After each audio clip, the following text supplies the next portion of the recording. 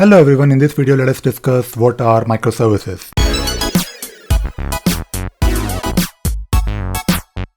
So what are microservices? Do we need microservices? And what are the pros and cons? In this video we are going to discuss what is a monolithic architecture, and then we'll discuss various monolithic architecture problems. And once we understood how a monolithic architecture is designed, then we'll be able to understand what are microservices. And we'll go through microservices architecture. We'll also take a look at various pros and cons of microservices. And finally, we'll take a look at various companies using microservices. So what is a monolithic architecture? Well, it is nothing but a big container of various modules using a single database where whole application and its modules are tightly coupled. Now, to understand monolithic architecture, let us take a look at one example of a shopping website. In a shopping website, you have, of course, your server where you have your different modules, and you have a single database. Now, when you interact with a shopping website, you do the interaction either using a web browser or maybe a mobile app where you send a request, let us say, to fetch the list of all the latest DSLR cameras, and you get a response back. Now, this request can be done using a browser, or it can be done programmatically using REST API if you're developing a mobile app, for example, and you get a response either in your HTML format or maybe a JSON file.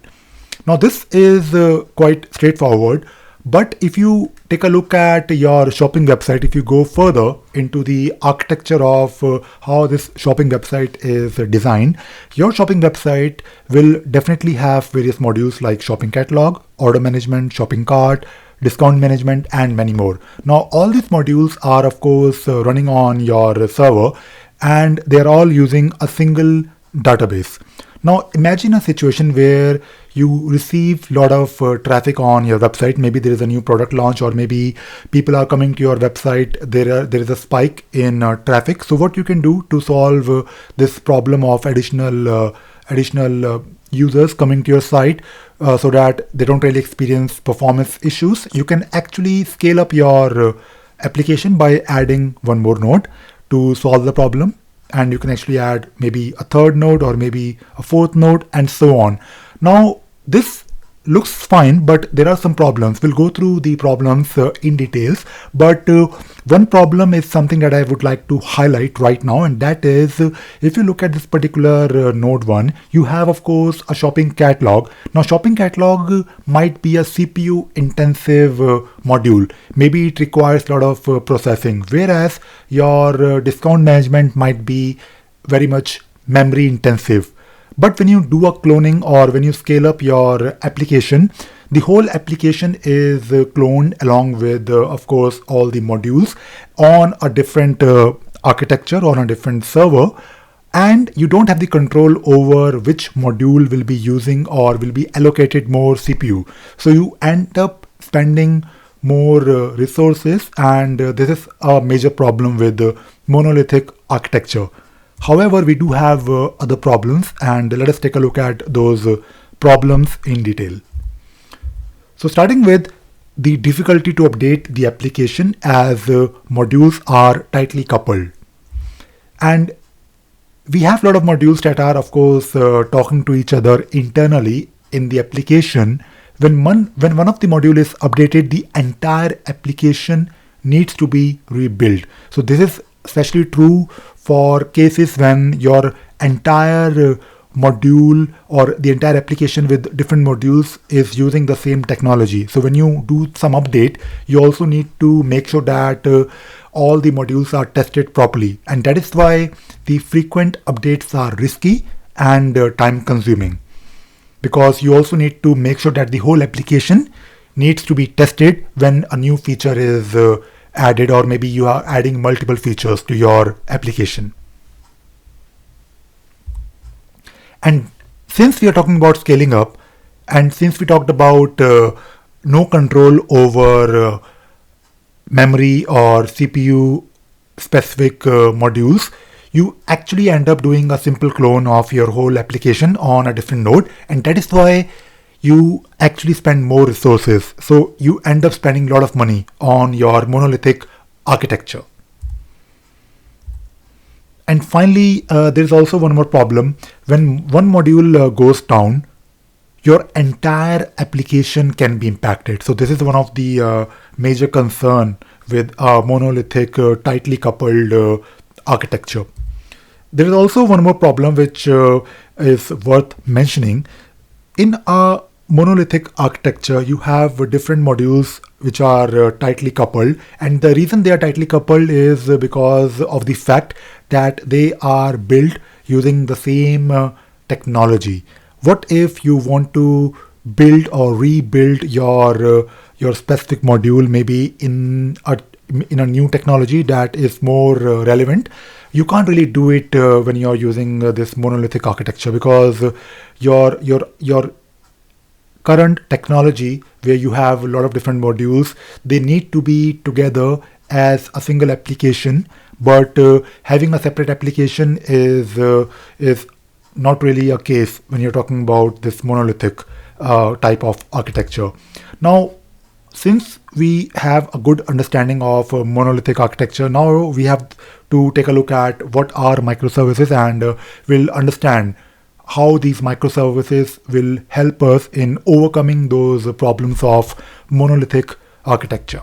So in a microservice, we have different services that are self-contained. So each microservice is self-contained, and each microservice is actually fulfilling a business requirement, and they are loosely coupled. Of course, we have different services, but they do talk to each other. They are coupled, but not really tightly coupled with each other. And those different services, when they interact with each other internally, they of course use REST API. So let us take a look at monolithic architecture with the help of one diagram that will make more sense.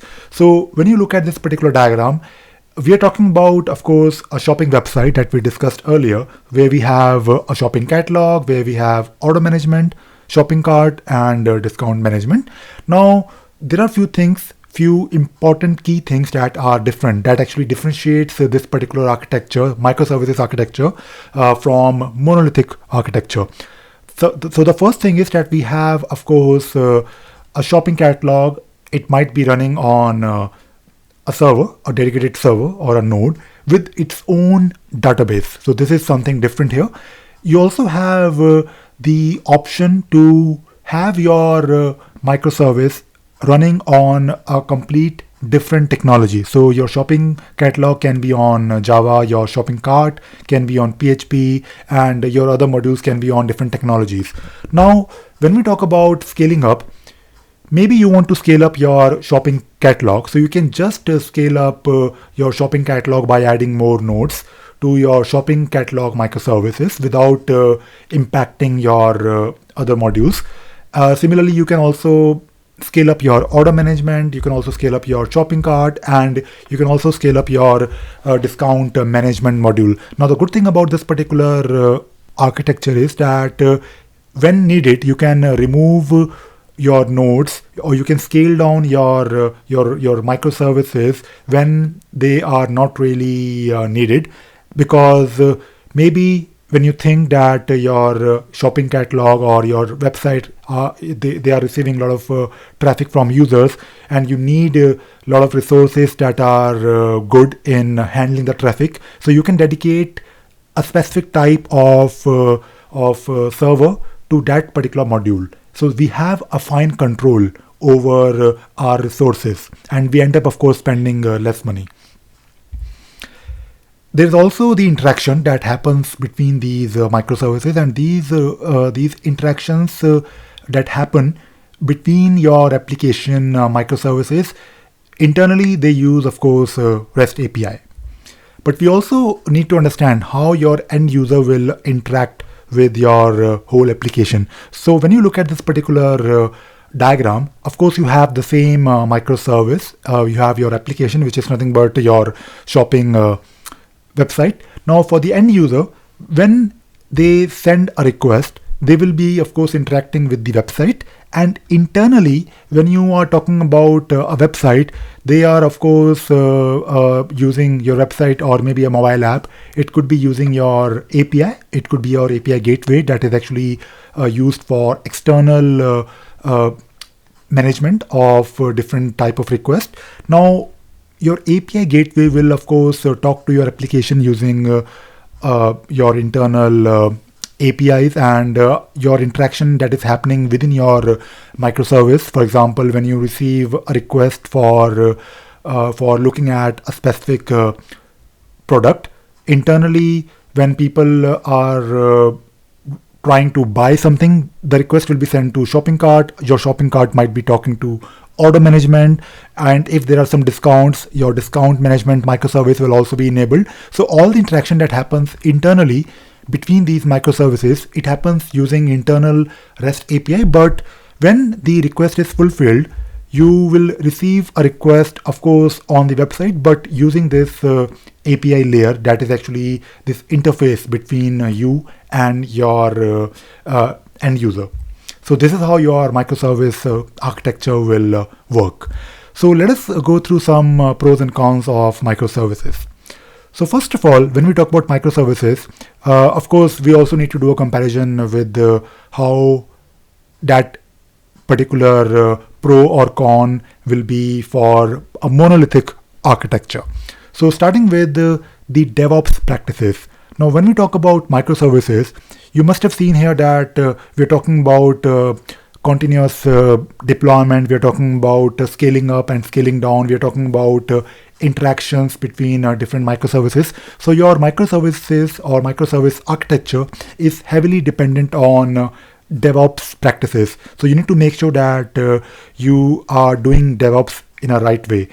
This may also be true for monolithic architecture, but as compared to microservices, you are heavily dependent on DevOps. So it could be a con for a microservice. So it is not necessarily a good thing or an advantage, but this is something that you need to be aware of, that you need to have right people who know how DevOps practices are implemented when you're trying to implement microservices.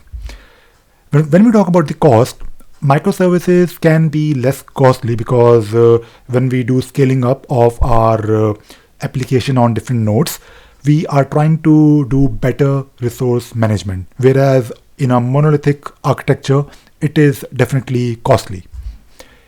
Continuous deployment is definitely fast in microservices. That is the whole idea, because we have the option to just focus on a specific microservice, which is in a way independent and loosely coupled from other microservices. And it is quite easy to deploy and focus on just one portion of your whole application.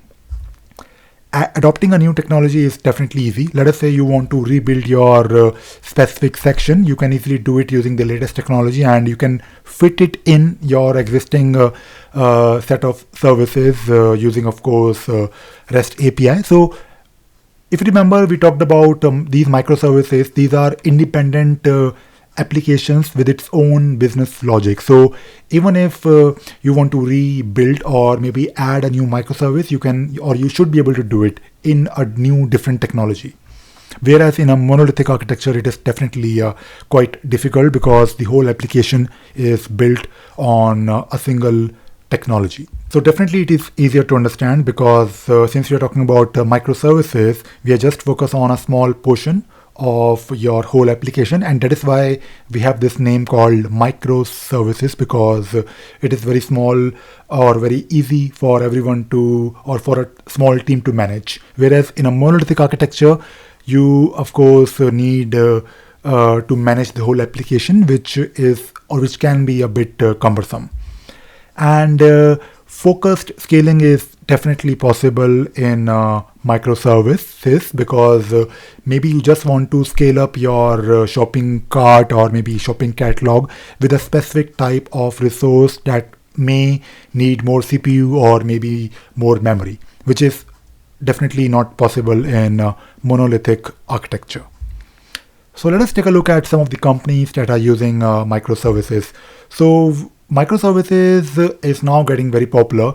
So I'll first start with Uber, which is definitely very popular, and they are definitely using microservices. We have companies like Amazon, SoundCloud, Netflix, and eBay. So these companies are using microservices for quite some time, and you must have noticed that these companies or their services, they hardly go down, and they keep on adding new features to their set of existing features on their website, because they are able to segregate their applications into different modules, each running its own microservices.